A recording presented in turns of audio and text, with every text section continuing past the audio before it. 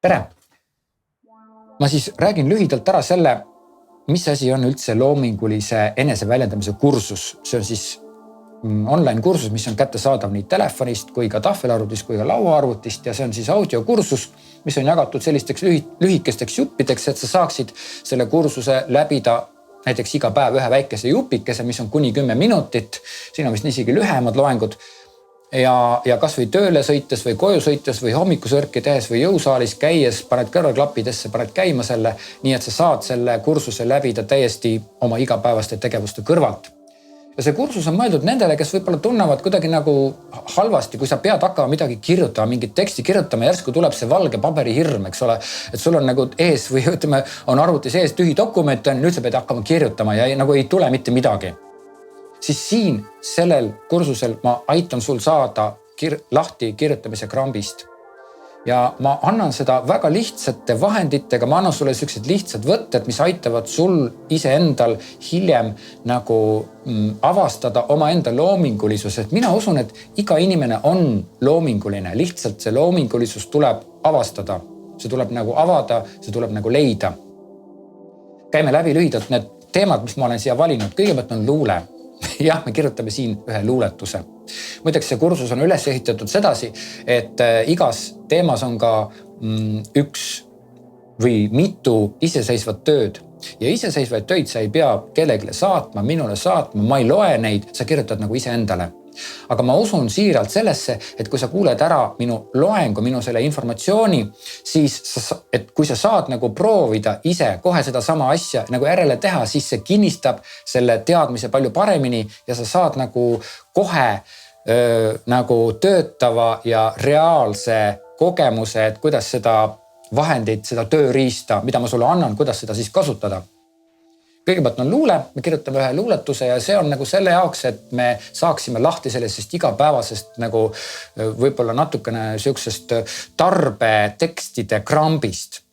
Kõige raskem on see, kui sa hakkad mingisuguse kas või toote kohta või mingit reklaamteksti kirjutama, siis sa justkui nagu mõtled selle toote põhiselt. Tegelikult on niimoodi, et sa pead sellest tootest väga kaugele minema ja sa pead seda vaatama hoopis mingi teise rakursi alt. Aga selle jaoks sa pead ennast kõigepealt nagu vabastama ja luuletuse kirjutamine ongi selline asi, mis justkui nagu vabastab sind sellest igapäevasest tarbetekstide krambist. Järgmisena vaatame lugu. Iga tekst, iga kirjutis, iga postitus peab sisaldama mingisugust lugu ja isegi kui ta ei sisalda, siis tegelikult inimesed, kes loevad, nad ikkagi võtavad vastu seda kui lugu. Ja sellepärast me õpimegi kohe nägema erinevaid teemasid kui lugusid, erinevaid kirjutisi kui lugusid. Ja selle jaoks, et lugu kirjutada, peab kõigepealt nägema ja saama aru, mis asi üldse on lugu. Ja siin selles teemas ma õpetangi sind nägema ja kogema ja kirjutama lugusid. Järgmine teema on loo jutustamise võimalused. No vormistamise nagu selles mõttes jah, et neid saab nagu erinevad moodi vormistada ja siin on siis 4 vaatenurka toodud, tegelase vaatenurk, olukorra vaatenurk, mina vaatenurk ja personifikatsioon. Need on siis 4 vaatenurka, justkui 4 tööriista, niisugused väga lihtsad tööriistad, mis annavad sulle rikkalikumad võimalused selle jaoks, et ühte lugu põnevamalt ja huvitavamalt rääkida. Näiteks personifikatsioon, kui me räägime lugu läbi selle mälukaardi, oletame, et tal on olemas oma hing, oma elu, oma mõtted, oma tunded, siis see mälukaart võib jutustada lugu hoopis huvitavamalt. Ja mis seal salata, mälukaartile saab anda ka selliseid mõtteid, selliseid tundeid, mida võib-olla inimene ei saakski tunda. Nii et mälukaart, väga huvitav ja see on siis personifikatsiooni võte või siis personifikatsiooni kasutamine loo jutustamisel. Ja kõige lõpuks räägime taandamisest. Sageli on vaja näiteks postitus või siis mõni reklaamtekst, mõni lühivorm kirjutada ära väga lühikeseks. Aga ometigi peab ta sisaldama lugu. Ja siin me siis käsitlemegi seda, et kuidas siis see pikk lugu taandada väga lühikeseks tekstiks niimoodi, et seal tekstis ei ole seda lugu kirjas, aga kui inimene seda teksti loeb, siis ta saab justkui tajub, ta võtab selle loo justkui vastu ka nendest väikestest sõnadest, lühikesest lausest, mida sa oled kirja pannud. Üldiselt ma olen reklaamtekstide kirjutamise teemat andes kogenud, et on olemas kahesuguseid inimesi.